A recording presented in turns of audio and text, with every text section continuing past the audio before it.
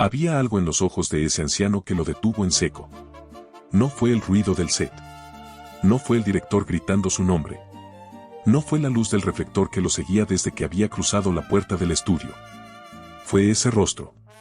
Ese rostro viejo, cuarteado por el sol y el tiempo, que estaba sentado entre decenas de extras en el fondo del escenario, esperando una señal para moverse como le indicaran. Un rostro que Pedro Infante reconoció desde 40 metros de distancia con una certeza que le golpeó el pecho como un puño cerrado.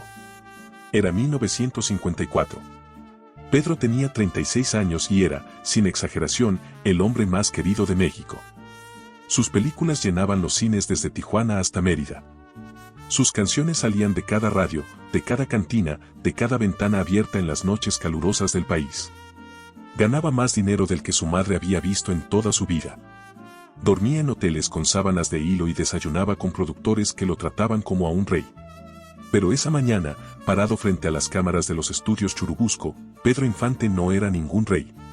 Era un niño de 7 años parado en la calle de Guamúchil, Sinaloa, con los pies descalzos y el estómago vacío, mirando a ese mismo hombre que ahora, casi 30 años después, estaba sentado entre extras sin nombre esperando que alguien le dijera qué hacer. El director Ismael Rodríguez llevaba ya 2 horas preparando la escena. Era una producción grande, con más de 80 personas en el set, música en vivo, vestuario cuidado hasta el último detalle. Pedro debía entrar cantando desde la derecha del encuadre, cruzar el salón ficticio y detenerse frente a la cámara principal con esa sonrisa que México entero reconocía. Era una escena que habían ensayado la tarde anterior. Simple. Directa. Lista para filmarse en una sola toma si todo salía bien. Pero Pedro no cruzó el salón. Se quedó quieto en la entrada del set, con el sombrero charro en la mano, mirando hacia el fondo donde los extras esperaban sentados en sillas de madera. El asistente de producción le tocó el brazo preguntándole si estaba listo. Pedro no respondió. Ismael levantó la vista del monitor y vio a su estrella inmóvil, con la mirada fija en algún punto del fondo del estudio. Nadie entendió lo que pasaba. Nadie, excepto Pedro. Porque ese anciano de cabello completamente blanco, de manos gruesas y espalda encorvada, era Don Refugio. Y Don Refugio había sido, en los años más oscuros de la infancia de Pedro Infante, la única razón por la que ese niño no se había muerto de hambre en las calles de Sinaloa. Para entender lo que Pedro sintió aquella mañana en los estudios Churubusco, hay que regresar a Guamúchil en 1925. Pedro Infante Cruz nació el 18 de noviembre de 1917 en Mazatlán, pero creció en Guamúchil, un pueblo polvoriento del norte de Sinaloa donde el calor aplastaba los techos de lámina y la pobreza no era una condición sino el aire mismo que se respiraba. Su padre, Delfino Infante, era músico de banda, hombre de talento pero de recursos escasos, que mantenía a una familia numerosa con lo que alcanzaba y muchas veces con lo que no alcanzaba. La infancia de Pedro no fue de miseria absoluta, pero tampoco fue de tranquilidad. Había días con comida y días sin ella. Había semanas en que Delfino conseguía trabajo tocando en fiestas y semanas en que no había nada. Cuando Pedro tenía 7 años, su padre atravesó uno de esos periodos largos sin trabajo. La familia estaba en su momento más difícil y el pequeño Pedro, que ya mostraba una energía imposible de contener, pasaba los días en la calle porque en casa el ambiente era tenso y el hambre se sentía en el silencio de todos. Fue en esas calles donde conoció a Don Refugio Anguiano. Don Refugio tenía entonces unos 45 años y era carpintero. Tenía un taller pequeño sobre la calle Zaragoza, con olor a madera recién cortada y viruta en el piso, donde reparaba muebles, fabricaba puertas y hacía los encargos que los vecinos del pueblo podían pagar. No era rico. Nunca lo fue. Pero era un hombre de esos que parecen haber nacido con la generosidad cosida al pecho sin que nadie se los pidiera. Un martes de agosto, Pedro pasó frente al taller con los pies llenos de tierra y una expresión que Don Refugio reconoció de inmediato porque la había visto muchas veces en los niños del pueblo. No era tristeza. Era hambre. Esa cara específica que tienen los niños cuando llevan horas sin comer y ya ni siquiera piden porque aprendieron que pedir no sirve de nada. Don Refugio salió al umbral del taller y le preguntó al niño cómo se llamaba. Pedro respondió con esa voz chillona que tendría hasta que la pubertad la transformó en el instrumento que después enamoraría a México entero. Don Refugio le preguntó si había comido. Pedro dijo que sí, pero lo dijo mirando al suelo, y Don Refugio supo perfectamente que estaba mintiendo. Le dijo que entrara. En el fondo del taller había una pequeña hornilla donde don Refugio calentaba su comida durante el día. Ese martes había frijoles con chile y tortillas que su esposa Consuelo le había preparado esa mañana. Le sirvió un plato al niño sin hacer preguntas, sin sermones, sin condiciones. Pedro comió en silencio sentado en un banco de madera entre herramientas y tablas apiladas mientras don Refugio seguía trabajando como si nada extraordinario estuviera ocurriendo. Eso se repitió durante meses. Pedro volvió al taller casi todos los días de ese verano y del otoño que siguió. Don Refugio nunca le cobró nada. Nunca fue a hablar con Delfino para reclamar reconocimiento ni para presumir su caridad. Simplemente dejó que ese niño entrara, comiera y se sentara a ver cómo la madera se convertía en algo útil entre las manos de un hombre paciente. A veces don Refugio le enseñaba cosas. Cómo sostener un formón. Cómo medir antes de cortar. Cómo lijar a favor de la veta para que la madera quedara suave. Pedro aprendía rápido y preguntaba todo porque era un niño al que el mundo le parecía enormemente interesante. Pero lo que más recuerda Pedro de esos meses no son las herramientas ni la madera. Es el silencio generoso de ese hombre que nunca lo hizo sentir una carga. Hubo una noche que Pedro Infante no contó en entrevistas. No la mencionó en los programas de radio donde lo entrevistaban sobre su infancia. No la incluyó en las versiones romantizadas de su historia que los periodistas repetían en las revistas de espectáculos. Era una noche de diciembre de 1925 y hacía un frío inusual para Guamúchil, ese frío seco del norte que se mete por las rendijas de las paredes de adobe y no deja dormir. Pedro había salido de su casa después de una pelea entre sus padres. No era la primera vez que pasaba y probablemente no sería la última, pero esa noche algo lo hizo salir corriendo sin rumbo, con una camisa delgada y sin huaraches. Porque los había dejado junto a la puerta y no quiso detenerse a ponérselos. Caminó varias calles sin saber exactamente hacia dónde iba hasta que sin pensarlo terminó frente al taller de don Refugio. El taller estaba cerrado pero había luz adentro. Pedro tocó la puerta de madera con los nudillos. Don Refugio abrió con cara de sorpresa al ver al niño parado en el umbral, temblando de frío con los pies descalzos sobre la tierra helada. No le preguntó qué había pasado. No le pidió explicaciones. Lo metió adentro, lo arropó con una cobija gruesa que tenía doblada sobre una silla y le calentó un atole en la hornilla sin decir una sola palabra. Su esposa Consuelo estaba cosiendo en el cuarto de atrás y cuando escuchó voces salió a ver qué pasaba. Al ver al niño arropado y temblando junto a la hornilla, no preguntó nada tampoco. Simplemente trajo otra cobija y la puso sobre la primera. Pedro se quedó dormido esa noche en el taller de don Refugio. Cuando despertó al amanecer, don Refugio ya estaba trabajando. Había café de olla en la hornilla y tortillas envueltas en un trapo para que conservaran el calor. Pedro comió en silencio, dobló las cobijas con cuidado como si intuitivamente supiera que ese gesto era importante y se fue sin que nadie le dijera nada sobre lo que había pasado la noche anterior. Esa escena se repitió 2 veces más antes de que terminara el invierno. Don Refugio nunca fue a hablar con los padres de Pedro. Nunca utilizó esas noches para posicionarse como un salvador ni para reclamar nada. Simplemente abrió la puerta cada vez que ese niño asustado tocó, le dio calor, comida y silencio, y lo dejó irse al amanecer con la dignidad intacta. Pedro tenía 10 años cuando su familia se mudó a otro barrio de Guamúchil y las visitas al taller se fueron espaciando. A los 12 empezó a trabajar como aprendiz en una barbería y comenzó a ganarse sus propios pesos. A los 15 ya cantaba en fiestas y la música empezó a jalarlo con una fuerza que no dejaba espacio para nada más. La distancia entre él y don Refugio creció no por olvido sino por la velocidad con que la vida se mueve cuando uno es joven y el mundo empieza a abrirse. Pero Pedro nunca olvidó. Cargó esas noches de diciembre y esos platos de frijoles con la misma fidelidad con que cargó las canciones que su padre le enseñó. En las entrevistas hablaba de Guamúchil con nostalgia. Hablaba del olor a tierra mojada después de la lluvia, del sonido de la banda en las fiestas del pueblo, de su madre y de su padre. Pero de don Refugio nunca habló públicamente porque había algo en ese recuerdo demasiado íntimo, demasiado suyo, que no quería convertir en anécdota para entretener a nadie. Era su deuda más sagrada. Y la cargaba en silencio desde hacía casi 30 años. La mañana del reencuentro comenzó como cualquier otra mañana de rodaje. Pedro llegó a los estudios Churubusco a las 7:30 con su asistente personal, Ernesto Gómez, que le llevaba el café y el guión marcado con las escenas del día. El director Ismael Rodríguez ya estaba ahí desde las 6 coordinando la iluminación y el vestuario de los extras que esa semana habían contratado para llenar el fondo de varias escenas del salón de baile. Eran personas comunes, vecinos de la Ciudad de México que ganaban unos pesos por aparecer sentados o de pie en el encuadre mientras la estrella hacía su trabajo frente a la cámara principal. Pedro se vistió de charro en el camerino, tomó el sombrero, revisó el guión una última vez y salió al set con esa energía que todos en la industria le reconocían. Era un hombre que irradiaba algo difícil de nombrar, una calidez física que hacía que la gente a su alrededor se sintiera bien sin saber exactamente por qué. Los técnicos lo saludaban con genuino afecto. Las maquilladoras se reían con sus bromas. Ismael lo recibió con un apretón de manos y le explicó brevemente el encuadre que tenía pensado para la primera toma. Todo estaba listo.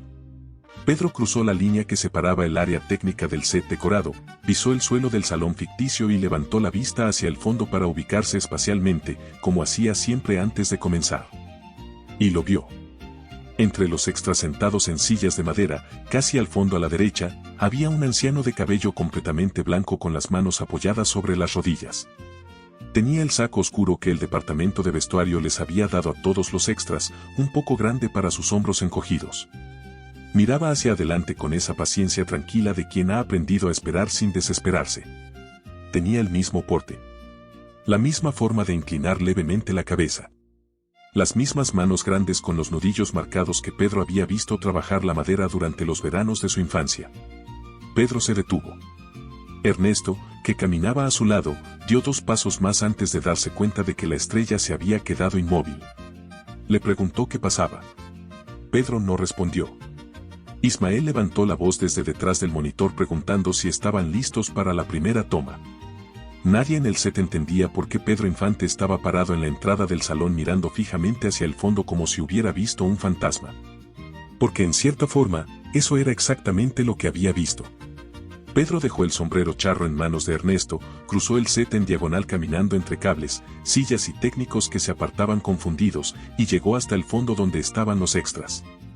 El anciano levantó la vista cuando escuchó los pasos acercarse y al ver a Pedro Infante parado frente a él con los ojos brillantes. Frunció el ceño con la expresión de quien intenta resolver un problema que su memoria ya no puede descifrar tan rápido como antes. Pedro se agachó hasta quedar a su altura y dijo en voz baja un nombre. Don Refugio. El anciano parpadeó. Estudió el rostro del hombre arrodillado frente a él. Y entonces algo en su memoria cruzó el tiempo y las arrugas y el olvido y lo encontró. Sus labios se abrieron sin que saliera ningún sonido. Sus ojos se llenaron de lágrimas antes de que pudiera decir una sola palabra. En el set, 80 personas observaban en completo silencio sin entender nada. Ismael Rodríguez había bajado la mano con que iba a dar la señal de acción y la tenía suspendida en el aire, olvidada. Pedro tomó las manos de Don Refugio entre las suyas y se quedó así, arrodillado frente al anciano, sin importarle el set ni las cámaras ni las 80 personas que los observaban en silencio absoluto. Don Refugio tenía 74 años. Sus manos, que Pedro recordaba fuertes y precisas manejando el formón y el cepillo de carpintero, eran ahora manos de anciano, con la piel delgada como papel de China y las venas marcadas como ríos en un mapa viejo. Pero eran las mismas manos. Pedro las reconocía con una certeza que no necesitaba verificación. El anciano intentó hablar 2 veces antes de que las palabras le salieran. Le preguntó a Pedro, con voz temblorosa, si de verdad era él. Si era el Pedrito de Guamúchil. Pedro asintió sin soltar sus manos. Lo que pasó después nadie en ese set olvidaría jamás. Pedro Infante, el hombre que México entero veía en la pantalla grande como símbolo de alegría y fortaleza, el charro que cantaba sin que nada lo quebrara, inclinó la cabeza sobre las manos de ese anciano y lloró. Sin disimulo. Sin intentar contenerse. Con ese llanto profundo que solo sale cuando uno carga algo durante demasiado tiempo y de pronto encuentra el lugar exacto donde depositarlo.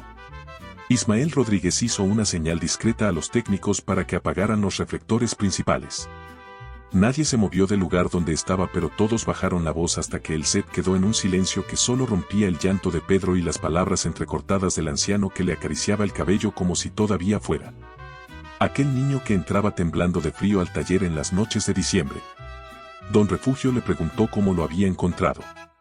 Pedro levantó la cabeza y le explicó entre lágrimas que no lo había encontrado.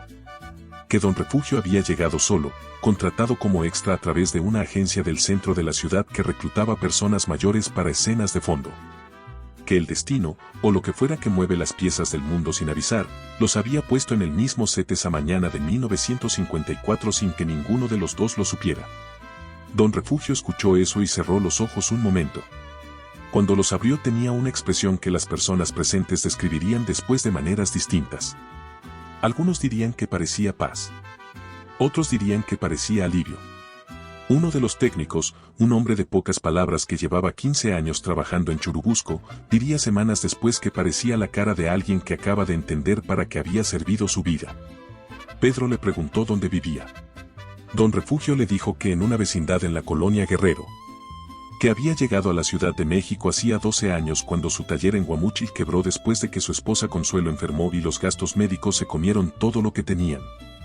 Le contó que Consuelo había muerto en 1948 y que desde entonces vivía solo, haciendo trabajos eventuales para pagar el cuarto donde dormía. Pedro escuchó cada palabra con la cabeza inclinada y los ojos fijos en el suelo. Luego miró a Ernesto, su asistente, y le dijo en voz firme que suspendieran el rodaje por el resto de la mañana. Ismael abrió la boca para decir algo sobre los costos y los tiempos de producción, pero algo en la expresión de Pedro lo hizo cerrarla de nuevo sin decir nada. En 30 años de carrera, Ismael Rodríguez había visto a muchos actores hacer berrinches en los sets por razones insignificantes. Lo que estaba viendo esa mañana no era un berrinche. Era otra cosa completamente distinta y lo sabía. Pedro ayudó a Don Refugio a ponerse de pie con cuidado, tomándolo del brazo, y lo llevó a su camerino mientras las 80 personas del set los observaban alejarse en silencio. En el camerino, Pedro pidió que les llevaran café y algo de comer y cerró la puerta. Estuvieron adentro casi 2 horas. Nadie supo con exactitud todo lo que se dijeron en ese tiempo. Ernesto esperó afuera en el pasillo y contó después que escuchaba las voces de los 2 hombres alternándose con calma, a veces riendo, a veces en silencio largo. Como pasa cuando 2 personas que se conocieron en un momento difícil de la vida se reencuentran y tienen que ordenar el tiempo que pasó entre medio. Lo que sí se supo fue lo que Pedro contó esa misma tarde a Ismael y a algunos del equipo cuando el rodaje se reanudó ya cerca de la 1 del mediodía. Le había contado a Don Refugio lo que nunca había dicho en público. Que hubo un invierno en Guamúchil donde sin el taller y sin los frijoles y sin las cobijas de aquellas noches de diciembre, probablemente no habría sobrevivido. No en sentido figurado. En sentido real y concreto. Porque era un niño de 7 años en una noche de frío intenso, sin zapatos y sin abrigo, y Don Refugio había abierto la puerta sin preguntar nada. Pedro le dijo que había cargado ese recuerdo durante 29 años como algo demasiado valioso para contárselo a nadie, porque tenía miedo de que al convertirlo en anécdota perdiera el peso que tenía para él. Don Refugio lo escuchó y después de un momento largo le dijo que él también lo recordaba. Que había pensado en ese niño muchas veces a lo largo de los años. Que cuando empezó a escuchar el nombre de Pedro Infante en la radio a finales de los 40, algo le decía que era él, pero no podía estar seguro porque el mundo del espectáculo le parecía tan distante de las calles de Guamúchil que le costaba unir los dos en la misma imagen. Le contó que una tarde de 1950 había ido al cine del barrio a ver Nosotros los Pobres y que cuando Pedro apareció en la pantalla grande, lo había reconocido de inmediato. No por los rasgos exactamente, porque los años cambian las caras. Lo reconoció por algo en la forma de moverse, en la manera de inclinar la cabeza cuando escuchaba a alguien. Que era idéntica a la del niño que se sentaba en el banco de madera de su taller a observar cómo la viruta caía al suelo. Dijo que había salido del cine llorando y que no le había contado a nadie por qué. Pedro escuchó eso y no pudo decir nada por un momento. Luego le preguntó a Don Refugio por qué nunca había intentado contactarlo, porque para ese entonces ya era fácil encontrarlo, su nombre estaba en todos lados. Don Refugio respondió algo que Pedro repetiría después a Ismael con la voz todavía afectada. Le dijo que un hombre no busca al sol para que le agradezca el calor. Que él no había hecho nada que mereciera reconocimiento. Que simplemente había hecho lo que cualquier persona decente debía hacer cuando un niño con hambre toca tu puerta. Y que si Pedro había llegado a ser quien era, eso no era mérito suyo sino del talento y la voluntad de ese muchacho que nunca se rindió. Pedro le dijo que estaba equivocado. Que el mérito era suyo aunque no lo quisiera. El rodaje se reanudó esa tarde, pero Pedro no era el mismo hombre que había entrado al set por la mañana. Ismael lo notó de inmediato. No era que Pedro estuviera distraído ni que su desempeño bajara. Al contrario, había algo diferente en la forma en que cantaba frente a la cámara esa tarde, una profundidad que Ismael no había visto antes con esa intensidad. Como si algo que llevaba años guardado se hubiera liberado esa mañana en el camerino y ahora salía a través de la voz. La escena que filmaron esa tarde era curiosamente una escena melancólica, una en que el personaje de Pedro cantaba recordando tiempos pasados. Ismael tuvo que cortar 2 veces porque los técnicos de sonido notaban algo en la voz de Pedro que hacía que el nivel se saliera de los rangos normales. No era un problema técnico. Era que la voz tenía demasiada verdad adentro para esa tarde. Don Refugio se quedó en el set todo el día sentado en una silla junto a la pared, fuera del encuadre de las cámaras, observando. Cada vez que Pedro terminaba una toma giraba la cabeza hacia donde estaba el anciano y lo buscaba con la mirada. Don Refugio levantaba la mano apenas, un gesto pequeño y discreto, y Pedro asentía con la cabeza antes de volver a concentrarse en la siguiente toma. Ese gesto mínimo entre los dos hombres fue notado por varias personas en el set. Una de las maquilladoras diría después que era como ver a un hijo buscar a su padre en la multitud para saber que sigue ahí. Al terminar el rodaje de esa tarde, Pedro habló con el productor de la película, don Ángel Díaz, y le pidió que contrataran a don Refugio como extra fijo durante el resto de las semanas de rodaje. Don Ángel preguntó por qué y Pedro le respondió simplemente que era un hombre bueno que necesitaba trabajo y que él respondía personalmente por él. Don Ángel no hizo más preguntas. Pero Pedro no se detuvo ahí. Habló con Ernesto esa misma noche y le pidió que buscara un cuarto mejor en una vecindad decente, más cerca de Churubusco. Para que don Refugio no tuviera que cruzar media ciudad en camión cada mañana para llegar al set. Ernesto lo encontró en 3 días. Pedro pagó el primer mes adelantado sin decírselo a nadie. Cuando don Refugio supo lo del cuarto se negó al principio. Le dijo a Pedro que no necesitaba que lo mantuvieran, que todavía podía trabajar y ganarse sus propios pesos. Pedro le respondió con una frase que Ernesto escuchó desde la puerta y que contaría muchos años después. Le dijo que no lo estaba manteniendo. Que estaba pagando una deuda que tenía desde los 7 años y que no le había pedido permiso para contraerla, así que tampoco iba a pedírselo para saldarla. Don Refugio no dijo nada más. Don Refugio no dijo nada más. Durante las semanas siguientes Pedro fue a visitarlo 2 veces a su nuevo cuarto. Le llevó ropa y le preguntó si necesitaba algo. También habló con un médico de su confianza para que fuera a revisarlo porque notaba que el anciano cojeaba levemente y que tenía una tos seca que no le gustó desde el primer día.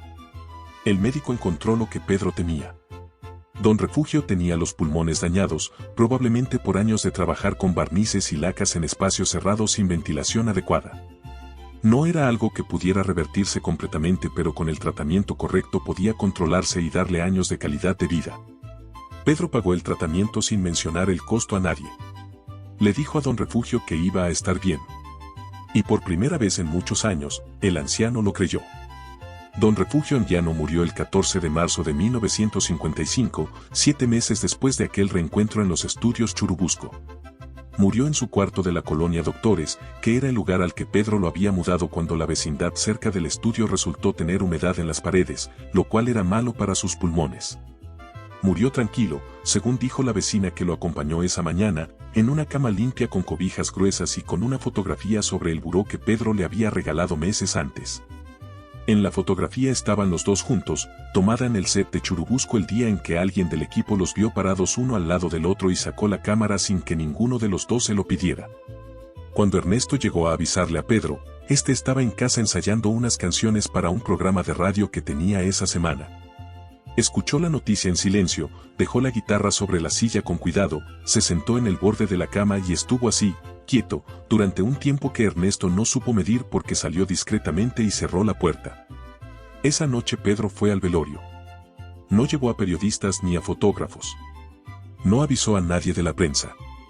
Llegó solo con Ernesto en el carro, entró al cuarto donde estaba el féretro rodeado de unas pocas personas, vecinos de la colonia que habían conocido al anciano en los últimos meses de su vida.